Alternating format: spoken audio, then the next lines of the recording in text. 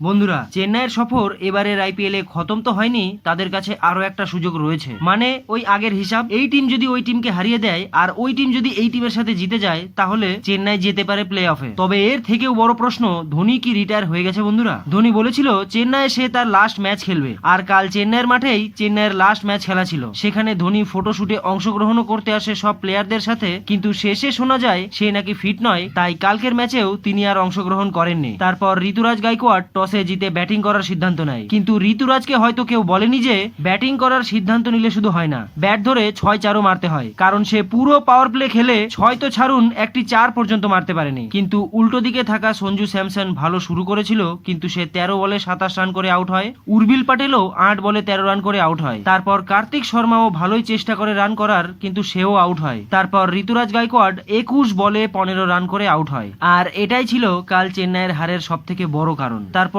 Dewald Brevis একটু damage control করার চেষ্টা করে, কিন্তু সেও 27 বলে 44 রান করে আউট হয়। শেষে গিয়ে দায়িত্ব ছিল শিবম দুবের ভালো ফিনিশ করার, কিন্তু সে সেটা পারেনি, যার কারণে চেন্নাই 20 ওভারে 180 রান করে 181 রানের টার্গেট দেয় হায়দ্রাবাদকে। তারপর ট্রেভিস ব্যাট ধরতে এসে মারা তো ছাড়ুন, বল শুংতে পর্যন্ত পারেনি সে। হায়দ্রাবাদ খুব সাবধানে পাওয়ার প্লেতে মাত্র 45 রান করেছিল 1 উইকেট হারিয়ে। তবে ঈশান কিষান কাল খুব সুন্দর খেলে 47 বলে 70 রান করে হায়দ্রাবাদকে জয়ের দরজায় এনে দেয়। আর অন্যদিকে থাকা হেনরি ক্লাসেনের জন্য হায়দ্রাবাদ এই ম্যাচ 19 ওভারে জিতে প্লে অফে কোয়ালিফাই করে গেছে।